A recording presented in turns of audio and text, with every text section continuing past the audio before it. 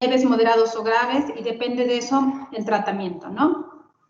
Dijimos que ante la sospecha de cáncer, ¿qué pasa? Pues el tratamiento no es el mismo y claro que los estudios cambian, ¿no? Cuando estamos sospechando de cáncer hay que hacer tomografía y se tiene que hacer biopsia antes de quitar la próstata. Entonces, bueno, el tratamiento y el diagnóstico es diferente. Les comenté que la clase de cáncer de próstata yo se las voy a dar, pero no viene en el programa y no va a venir en el examen. Entonces, bueno, el tratamiento, después de que se ha evaluado a los pacientes, debe de informarse de las opciones terapéuticas que se cuentan, ¿no? Es importante tomar una decisión informada sobre la base de la eficacia relativa y los efectos secundarios. Obviamente, porque, bueno, ahorita vamos a ver los efectos de la cirugía o del tratamiento. Una opción es la espera médica, ¿no? Como en esta imagen se ve muy claro, pues un paciente de más de 80, 90 años que no tenga realmente síntomas importantes, que no tenga retención urinaria, que no esté haciendo infecciones recurrentes, podríamos darle espera médica. También de igual forma a un paciente joven, ¿no? Si es un paciente joven que tiene que seguir trabajando, no se puede incapacitar tan fácilmente después de una cirugía, podemos darle espera hasta que tengan síntomas que ameriten cirugía. La siguiente opción es el tratamiento médico. Generalmente la mayoría de los pacientes, entre el 50-80% de los pacientes, inician con tratamiento médico, se ve si mejora la sintomatología y con eso pues ya se decide si en algún momento se debe de operar, si no hay mejoría. O el tratamiento quirúrgico, que de primera instancia se ofrece a pacientes que ya han tenido, por ejemplo, una visita a urgencias y se le tiene que poner una sonda para orinar, o pacientes que ya han estado con varios médicos y el problema ya es grave. Bueno, ¿cuál sería otra indicación de tratamiento quirúrgico, aunque no está acá plasmado en el libro? Que el paciente no se apegue al tratamiento médico. Eso nos pasa mucho. O sea, hay muchos pacientes que no quieren tomar el medicamento. Van al médico y dicen que se le van a tomar y la realidad es que en casa no se lo toman porque es un tratamiento diario. Entonces no se lo toman y si no se va a pegar al tratamiento médico, la mejor opción sería hacerle el tratamiento quirúrgico. Bueno, entonces, ¿cuándo hacemos espera, no? ¿Cuándo decimos vamos a esperar sin dar tratamiento, vamos a vigilarlos? Bueno, el riesgo de progresión a complicaciones es incierto. No sabemos si vaya a pasarle algo malo a ese paciente, si vaya a tener alguna complicación. Algunos hombres tienen una mejoría o resolución espontánea de sus síntomas. A veces toman cosas naturales que aunque nosotros no somos de esa área, no somos médicos naturistas, mejoran, ¿no? Y recuerden que también existe el famoso placebo, ¿no? Que el placebo en todas las patologías tiene hasta un 15% de efectividad contra muchas enfermedades. Entonces, el placebo a veces funciona. La espera vigilante es apropiado para pacientes con síntomas leves, que tengan de 0 a 7 puntos. A los pacientes con síntomas moderados a leves también se les puede tratar de esta forma. Entonces, bueno, si a lo mejor tiene 10 puntos, podemos dejarlo así, ¿no? Con tratamiento expectante. Entonces, ¿cuál es la conducta expectante? Acá está muy bien. Se inicia con conducta, se les da recomendaciones para orinar, por ejemplo, que no tomen agua después de las 6, 7 de la tarde, 7 de la noche, para que no se estén parando al baño en la noche, que el agua que tomen de preferencia pues sea en la mañana, hay que vigilar que no esté tomando algún diurético y si toman diuréticos por otra enfermedad que sea en la mañana. Si tiene alguna molestia se les puede dar este tipo de medicamento con fitoterapia, que les digo, es cuestión como de medicina naturista, ¿no? Existen estas sustancias, las venden en tiendas naturistas y se ha visto que los pacientes mejoran parcialmente. A veces puede ser más el efecto placebo. Ahora, cuando ya tenemos síntomas moderados, entonces iniciamos con bloqueadores alfa y los inhibidores de la 5-alfa reductasa, que ya vimos. Unos actúan sobre el músculo liso y a nivel del colágeno parcialmente y el otro actúa a nivel de las células, del epitelio. Y bueno, cuando son síntomas graves, definitivamente se van al urólogo y ya viene la intervención quirúrgica. Ahora, vamos a hablar de los alfa-bloqueadores, ¿sí? Los alfa-bloqueadores, bueno, la próstata humana y la base de la vejiga contienen alfa-bloqueadores, alfa-adrenoreceptores. Las propiedades contráctiles de la próstata y el cuello de la vejiga están mediadas por el subtipo alfa-1A. Entonces, como hay receptores en este lado, el hecho de darle un bloqueador va a hacer que se relaje el músculo. En estudios aleatorizados en los cuales se compara de manera individual los alfa bloqueadores con placebo, se ha demostrado la seguridad y eficacia de estos fármacos, son muy seguros. Entonces, produce grados objetivos y subjetivos de mejoría en los síntomas y signos en algunos pacientes. Entonces, normalmente está contraído y con esto se relaja el músculo, se relajan las fibras y mejoran bastante los pacientes, ¿sí? No todos, ya dijimos, a veces es difícil saber cuál es el mayor problema, si es muscular o si es epitelial. A veces nunca se sabe, ¿no? Realmente se tendría que tomar una biopsia y ver la hiperplasia de qué predomina. Y a veces, pues bueno, no vamos a biopsiar a un paciente para este y generalmente les iniciamos con los dos o uno y vemos la respuesta y luego vamos con el otro. Ahora, los que más, de los que tenemos en el mercado, tenemos la fenoxibenzamina y la prazosina, que son alfa bloqueadores prototípicos no selectivos y selectivos, y bueno, casi ya no se usan, como si acá tiene un interés histórico. Tenemos los alfa bloqueadores de acción prolongada que hacen posible la dosificación una vez al día, ¿sí? Generalmente pues hay que hacer el cálculo de dosis, se supone que por kilo de peso, si tiene alguna función, la función renal o hepática dañada. Los efectos colaterales o secundarios probables son la hipotensión ortostática, el mareo, que los pacientes tengan cansancio, eyaculación retrógrada, rinitis o cefalea.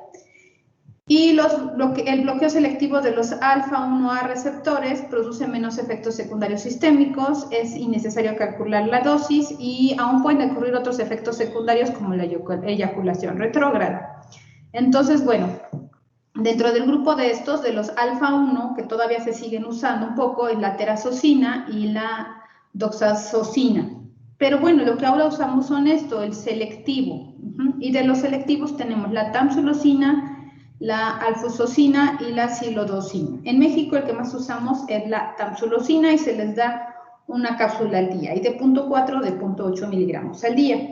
Entonces, esto es lo que se recomienda ahora, la tamsulosina. Hay que recordarlo, no es importante que se sepan los miligramos, pero sí que recuerden que solamente es una toma al día.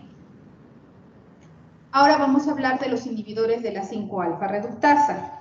Tenemos dos, la finasterida y la dutasterida. Acá están las dosis que se dan, igual es una dosis al día, y bueno, la finasterida bloquea la conversión de testosterona en dihidrotestosterona, produce una reducción en el tamaño de la glándula, recuerden, en el epitelio y en el mejoramiento de los síntomas. Efectos secundarios poco comunes, pero puede existir: disminución de la libido, porque estamos cambiando las hormonas, menor volumen de la eyaculación y en algunos casos impotencia. Y la dutasterida tiene eficacia en el alivio de los síntomas, el menor riesgo, en menor riesgo pueden tener los pacientes retención urinaria y necesidad de cirugía. Los efectos secundarios que tenemos con estos medicamentos es disfunción eréctil, libido disminuida, ginecomastia, porque igual altera las hormonas, y trastornos de la eyaculación. Entonces son muy parecidas. Y bueno, los efectos secundarios, aunque son poco comunes, sí se podría decir que son un poquito delicados, ¿no? Porque a ningún paciente le va a gustar estar cursando con estos síntomas. Y bueno, ¿qué es lo que normalmente hacemos? Ya dijimos, es difícil saber a veces si la hiperplasia viene más del tejido o más de la célula. Entonces, se da la combinación del alfa bloqueador y del inhibidor de la 5-alfa reductasa. Los pacientes con mayores probabilidades de obtener beneficio son los que tienen un riesgo inicial de progresión muy elevado. O sea, por ejemplo, los pacientes jóvenes, que sabemos que conforme pasa el tiempo, pues va a progresar. Por lo general, los pacientes con glándulas más grandes y valores de antígeno prostático específico más elevados. Entonces, llega un paciente tal vez de 50 años, tiene una glándula demasiado grande y su antígeno está alto, son los que mejor van a responder al tratamiento médico, aunque consideraríamos que pareciera que va a tener poca respuesta, a estos pacientes les va mejor. El término se refiere, y la fitoterapia ya les dijimos, ya les comenté que es uso de plantas medicinales, y en estudios clínicos no se han encontrado beneficios superiores al placebo, como les decía, ¿no? Pero bueno, se sigue usando y muchos pacientes prefieren esto a tomar medicamento. Ahora, ¿qué pasa? Si ya decidimos que el paciente se va a operar porque los síntomas son graves o porque lleva bastante tiempo con el tratamiento médico y progresa la enfermedad o no hay mejoría clínica. Entonces, bueno, se decide operar al paciente y bueno, el gold estándar de cirugía es este, que se llama resección transuretral de la próstata, que las siglas son RTUP, así siempre se habla, ¿no? Entonces, la RTUP, bueno, acá está en inglés, pero es RTUP, es la resección transuretral de la próstata. Entonces, entra este equipo, que es como un cistoscopio, bueno, parecido, y lo que hace es cortar internamente, destapar como el conducto, ¿no? Requiere uso de anestésico intradural o general, o sea, tiene que ser bloqueo o anestesia general, se debe tener un día de estancia por lo menos para vigilar que no haya sangrado. La magnitud y la durabilidad del IPSS y la mejora del chorro urinario con esta técnica son superiores a otro tratamiento, o sea, el paciente queda prácticamente curado.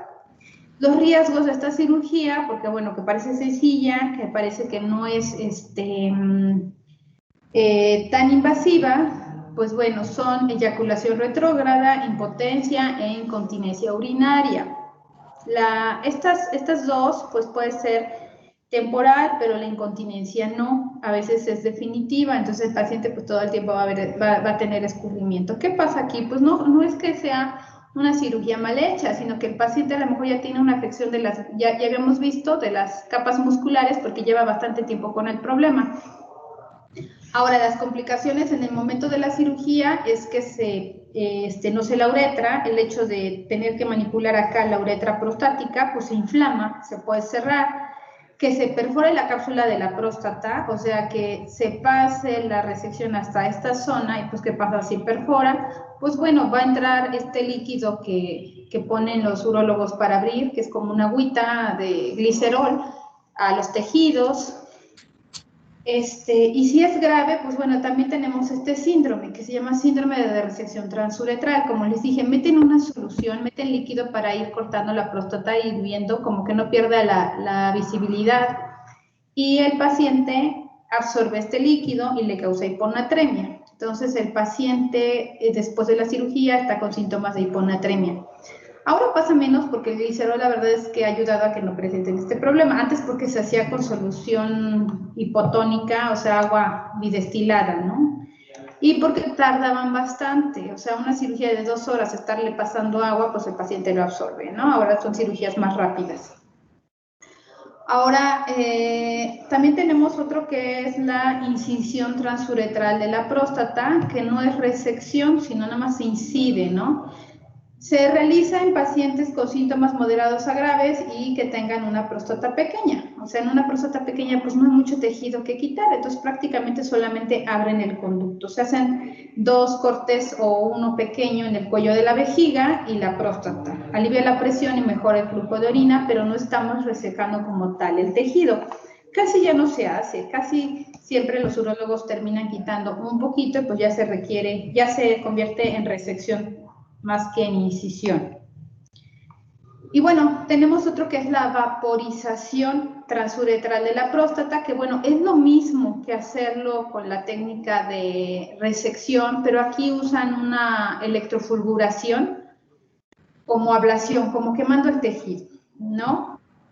Los resultados son comparables con los que se da con la RTPU tradicional, pero con menos hemorragia y menos riesgo de perforación. Entonces, se perforan menos, sangran menos, porque lo que hacemos, bueno, lo que hace el urólogo es quemar el tejido. Pero ¿qué pasa? Pues también no tenemos reporte de patología, ¿no?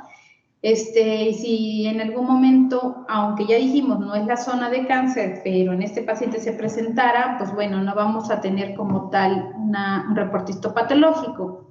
El hecho de usar este tipo de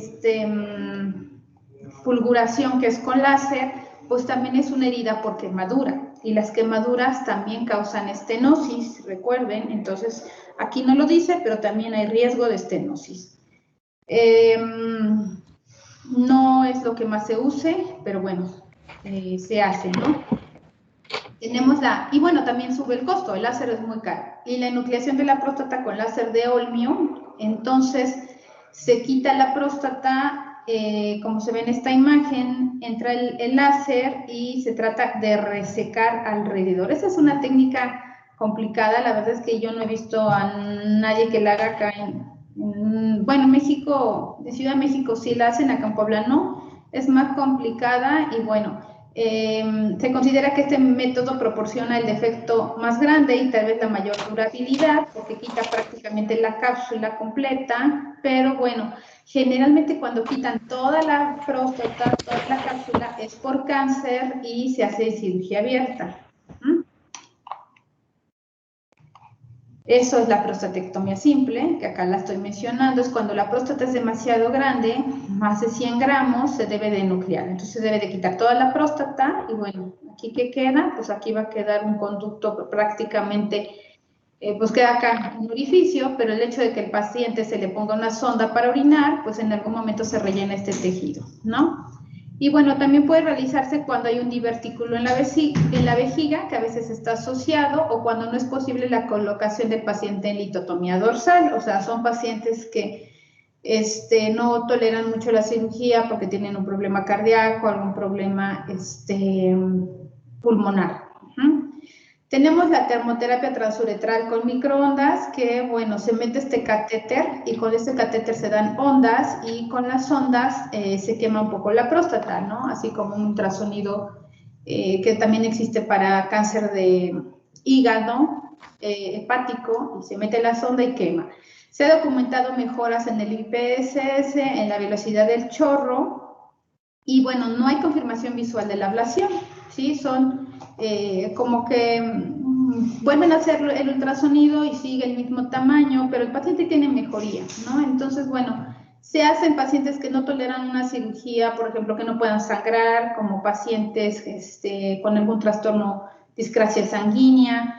En pacientes igual ya les mencioné que a lo mejor no se pueden anestesiar por mucho tiempo, ni siquiera media hora porque tengan algún problema cardíaco, o a lo mejor de un paciente muy viejito, ¿no? Que ya tenga, no sé, 97, 98 años, ya le hayan hecho previamente una cirugía de próstata y continúe con síntomas, ¿no?